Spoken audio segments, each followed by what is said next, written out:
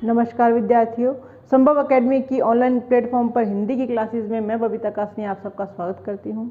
पिछली क्लास में हमने देखा था कि हमने स्वरों का वर्गीकरण किया था कि स्वर कितने होते हैं। हमने इनका वर्गीकरण किया था। तो स्वरों का वर्गीकरण हमने 4 तरह से किया था। सबसे पहले हमने किया था कि उच्चारण के आधार पर, उच्चारण में लगे समय के आधार पर स्वर कितने तरह के होते हैं, ह्रस्व स्वर, दीर्घ स्वर और संयुक्त स्वर, और उसके अलावा एक हमने किया था प्लुत स्वर। ठीक है।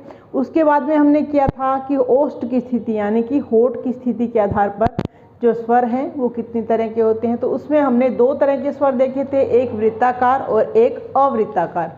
जो वृत्ताकार स्वर हैं वो कौन से होते हैं, जिनका उच्चारण जब हम करते हैं तो हमारा जो ओष्ठ है वो गोलाई में खुलते हैं, होठ गोलाई में खुलते हैं, जैसे ऊ, ओ इनका। तो ये वृत्ताकार वर्ण कितने हुए, 4 होते हैं। इसके अलावा हमने देखा था कि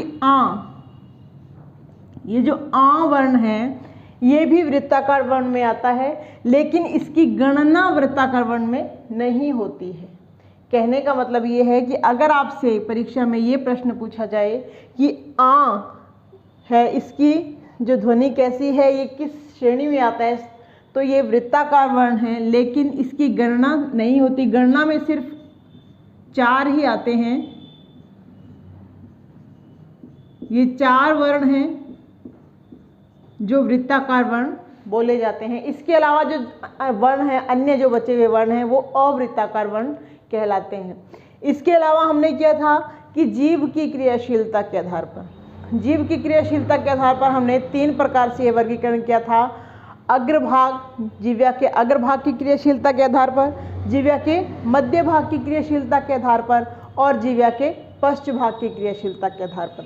इसके बाद हमने किया था कि तालु की स्थिति के आधार पर, कि तालु की स्थिति के आधार पर जो स्वरों का वर्गीकरण है वो कितनी तरह से किया था। हमने 4 तरह से किया था।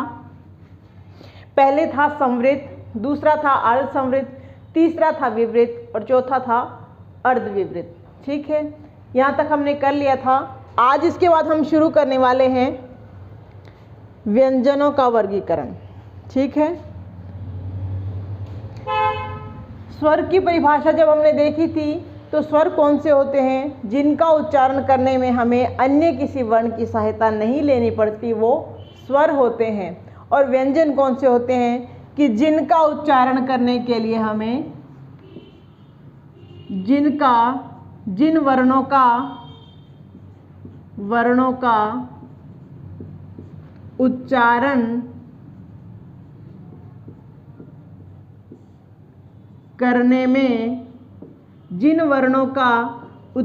करने में अन्य वर्ण की सहायता लेनी पड़े, अन्य वर्ण की सहायता लेनी पड़े,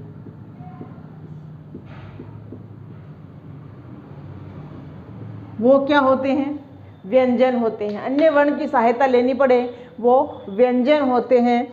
जैसे कि मैं कहूँ, अगर मैं बोल रही हूँ क, तो उसमें किसकी, आपको कौन सा स्वर सुनाई दे रहा है, अ स्वर सुनाई दे रहा है। जैसे कि यहाँ मैं लिखूँ क के साथ में जब अ जुड़ता है, अ जुड़ने के बाद में ये क इस तरह से पूरा क बनेगा, तो इसमें अ का स्वर आता है। जब मैं बोलती हूँ तो भी इसमें अ की साउंड आती है, ए की ध्वनि आती है।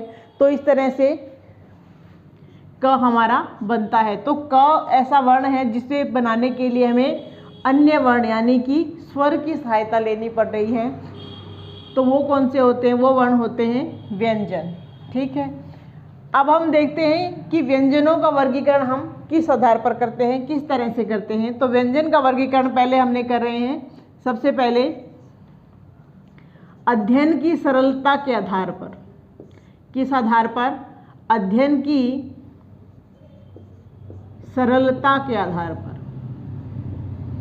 ठीक है, अध्ययन की सरलता के आधार पर हम व्यंजनों का वर्गीकरण कर रहे हैं। संभव एकेडमी के ऑनलाइन प्लेटफॉर्म पर अनेक अनुभवी शिक्षकों के द्वारा जो वीडियोस डाले जा रहे हैं, आपके लिए जो वीडियो बनाए जा रहे हैं, आप उन वीडियोस को देखिए। हमारे YouTube चैनल को सब्सक्राइब कीजिए, वीडियोस को लाइक कीजिए और अधिक से अधिक लाभ प्राप्त कीजिए। ठीक है, ये देखिए क, ख, ग, घ और ये अड़। ठीक है, ये मैंने लिखा है।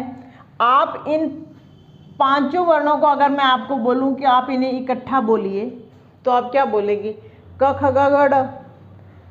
जी नहीं, मैं बोलूं कि ऐसा कुछ भी बोले बिना आप इन्हें इकट्ठा कैसे बोलेंगे, तो आप इसे क्या कहेंगे? क वर्ग। क वर्ग। क वर्ग का मतलब होता है कि क के अंदर, क की लाइन के अंदर आने वाले जो 5 वर्ण हैं उनसे क्या बनता है? क वर्ग। च, छ, ज, झ,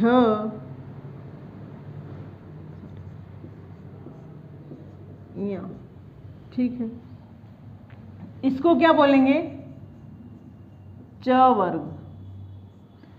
आगे जो ट वाली लाइन होगी उसको ट वर्ग बोलेंगे, प वाली होगी प, त वाली होगी त। इस तरह से हम सभी वर्णों को, क से लेकर मैं तक के सभी वर्णों को इस प्रकार से हम बोलेंगे। अब मैं कहूँ क्या ये जो मैंने अंतिम ड लिखा है क्या ये शुद्ध है? इसके लिए हम देखते हैं,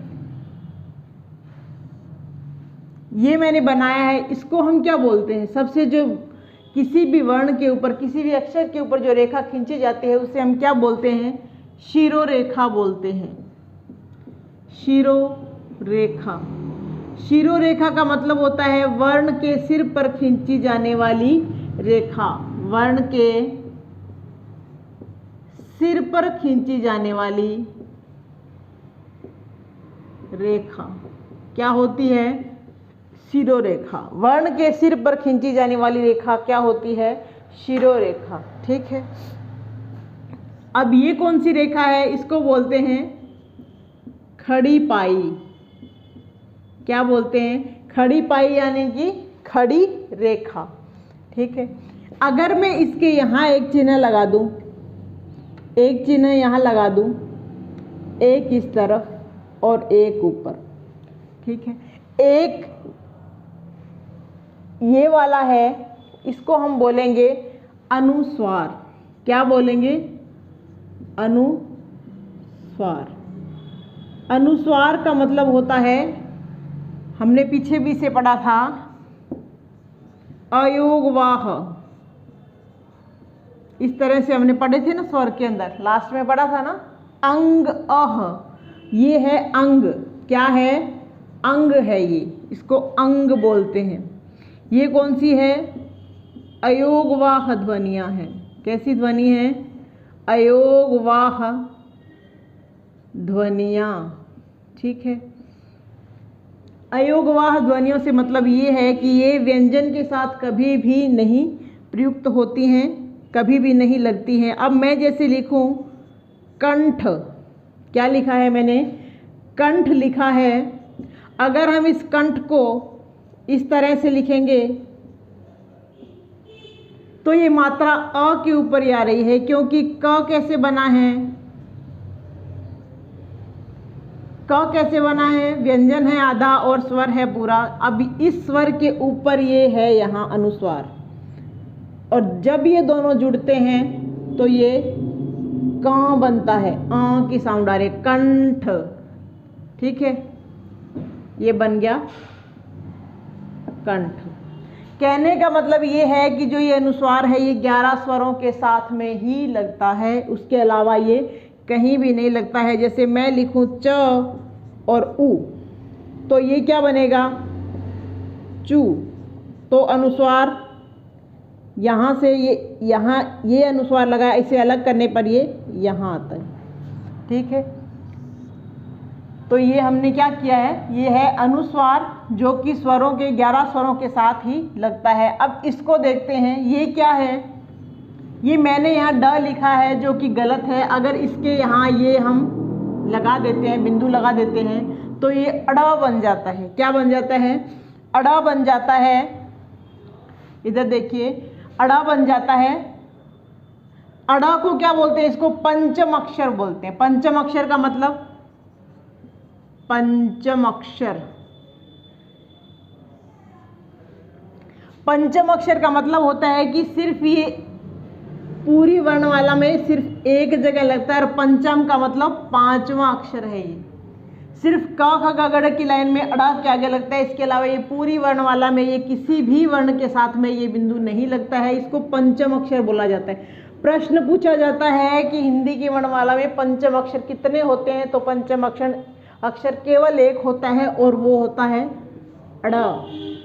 ठीक है, इसके अलावा हम देखते हैं ये वाला वर्ण, ये क्या है? ट, ठ, ड और ढ, अणा। ये मैंने लिखा है, ये ट है और ये ठ है। ठीक है, जब इनके साथ ये बिंदु यहाँ इस तरह से लग जाते हैं तो इसको हम बोलते हैं अड़ा। अड़ा बोलते हैं, ड नहीं बोलते, अड़ा बोलते हैं। जब मैं अड़ा बोल रही हूँ तो मेरी जिह्वा तेजी से, मेरी जिह्वा को झटका लगता है, अड़ा ड ढ ढ, है ना। तो ये क्या है? इन वर्णों को बोलते हैं फेंके हुए वर्ण। कैसे वर्ण है ये? फेंके हुए वर्ण। हमारी जिह्वा इसे झटके से बाहर फेंकती है, तो ये है फेंके हुए वर्ण। इनको बोला जाता है, इनको बोला जाता है द्विगुणी वर्ण। द्विगुणी का मतलब होता है, द्विगुणी का मतलब होता है कि दो गुण है इसमें। जब ये हिंदी में लिखे जाएंगे तो इस तरह से लिखे जाएंगे, और ये अरबी और फारसी के शब्द हैं। कैसे शब्द हैं? अरबी और फारसी शब्द है ये, और संस्कृत के शब्द और हिंदी के शब्द ये वाले होते हैं। और इसको अरबी और फारसी में जब लिखा जाता है ड और ढ को, तो इस तरह से लिखा जाता है। हिंदी के अंदर संस्कृत के ये शब्द हैं जो कि हिंदी में आए हुए हैं, इन्हें वर्णमाला में इस तरह से लिखा जाता है। अगर आपको इन दोनों में अंतर पूछा जाए प्रश्न में कि हिंदी के कौन से हैं, तो ये हिंदी के हैं, ये अरबी और फारसी के शब्द हैं। ठीक है, इन्हें उत्क्षिप्त वर्ण भी, उत्क्षिप्त का मतलब भी छोड़ा हुआ होता है, उत्क्षिप्त वर्ण भी कहा जाता है। कितने हैं उत्क्षिप्त वर्ण हिंदी की वर्णमाला में? तो दो हैं।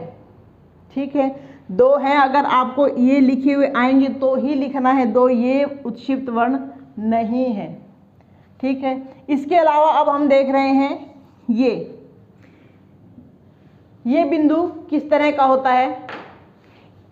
ये है नुक्ता चिन्ह। कौन सा होता है? नुक्ता। इसको बोलते हैं नुक्ता। नुक्ता वो नहीं होता कि बागड़ी में हम कहते हैं कि के नुक्ता ले हुए, ये नुक्ता दूसरा होता है। ये अरबी फारसी का वर्ड है। नुक्ता किसी भी शब्द के आगे लगता है। कहाँ लगता है? किसी भी वर्ण के शब्द के आगे लगता है। हिंदी में 5 तरह के नुक्ता, अरबी और फारसी में 5 तरह के नुक्ता होते हैं, हिंदी में नुक्ता नहीं होता है। अरबी और फारसी में 5 तरह के नुक्ता होते हैं। ये कौन कौन से हैं अभी बताते हैं आपको। ये देखिए, नुक्ता 5 तरह के होते हैं। नुक्ता यहाँ लगता है। नुक्ता 5 तरह के होते हैं। कौन कौन से होते हैं? क, ख, ग, ज और फ।